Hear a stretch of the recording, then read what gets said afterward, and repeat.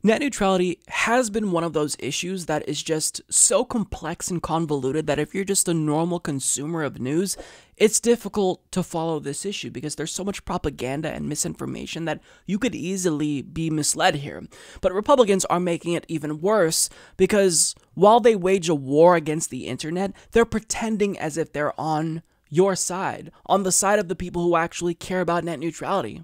So they've done things to suggest that they're not actually the enemies of the internet, they're on your side. For example, Marsha Blackburn, right after net neutrality was repealed, she actually created a bill that was a fake net neutrality bill that allowed for paid prioritization. In other words, she claimed to support net neutrality while supporting fast lanes, something that inherently violates the principle of net neutrality. So the average consumer of news is already confused enough, but they're making it worse. And now what they're doing is they are bombarding us with fake net neutrality bills that are net neutrality in name only, but in actuality are harmful to the cause of net neutrality. Now, as Del Cameron of Gizmodo reports, GOP lawmakers are preparing to introduce yet another piece of legislation that purports to restore net neutrality just a year after Republicans moved to dismantle it. How kind. A supporter of the Federal Communications Commission's repeal of net neutrality, Representative Bob Latta, a Republican of Ohio, is introducing H.R. 1001, a bill described as amending Title I of the Communications Act to provide for internet openness and for other purposes. While the text of the bill is not currently available online, we can be sure that what it will do is leave gaping loopholes through which ISPs can climb to screw over their subscribers. During a Communications and Technology Subcommittee hearing on Thursday, GOP Representatives Kathy McMorris Rogers and Greg Walden announced they were introducing similar bills. Based on the title and statements during the hearing, Latta's bill will seek to ensure that broadband access is permanently classified as an information service under the Communications Act, the purpose being to prevent the FCC from ever regaining the authority to hold ISPs to account. Notably, Latta tried this trick several years ago. Representative Marsha Blackburn, another fierce opponent of net neutrality, also tried to pull a similar stunt last year and failed. Despite what the new House minority claims, none of these bills would safeguard net neutrality or internet users' rights, said Free Press General Counsel Matt Wood. They would instead undermine the FCC's ability to protect people online by removing broadband and wireless companies from nearly all agency oversight. So think about how disingenuous these lawmakers are being. They know that net neutrality is an incredibly popular issue, so they can't just come out and say, we're against net neutrality and we want to dismantle net neutrality and the rules that made the internet so great.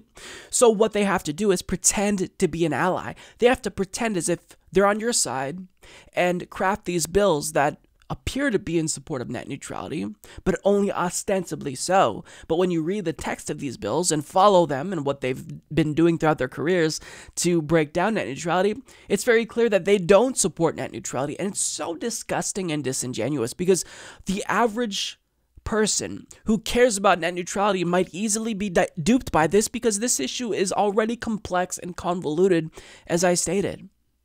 So by saying, no, we're just taking legislative action to secure net neutrality, they're doing specifically what internet service providers want. They've been spending millions of dollars lobbying not just to get rid of net neutrality, but to make sure that there's this legislative fix to net neutrality because they know that that's going to be the easiest way to strip away power from the FCC, who is the regulatory body that's best equipped to regulate the internet, to enforce net neutrality.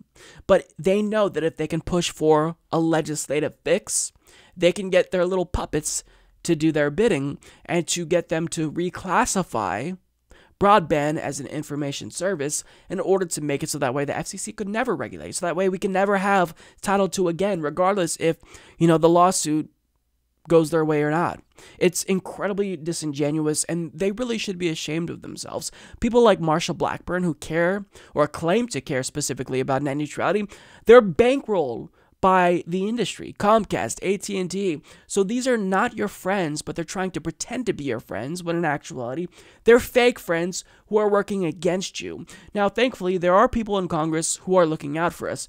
This is what Khanna tweeted out in response to this. Republicans keep introducing bills to, quote, restore net neutrality, but in reality, they would only reclassify broadband access as an information service. Instead of protecting the open internet, these bills would actually prevent FCC oversight of internet service providers. And that's exactly true, and it's incredibly important. People need to know about this because it's really difficult to see that what they're doing is actually not in your best interest because people have nefarious agendas in Congress.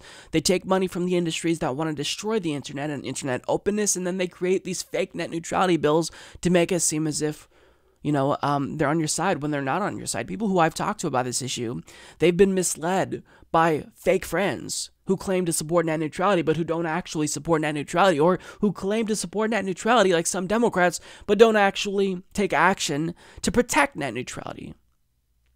So it's incredibly frustrating to see this, but thankfully there are people in Congress who are speaking out against what they're doing and trying to, shine a light on their shenanigans. And I hope people are going to be savvy and realize that anyone who is claiming to support net neutrality but is taking money from internet service providers, they're not your friend, and anything that they claim otherwise is going to be just bullshit. So we have to be really cognizant of the fact that they're going to try to mislead us because they know how popular net neutrality is, and we've got to make sure we educate people because this cannot stand. You could support the Humanist Report at patreon.com/Humanist Report.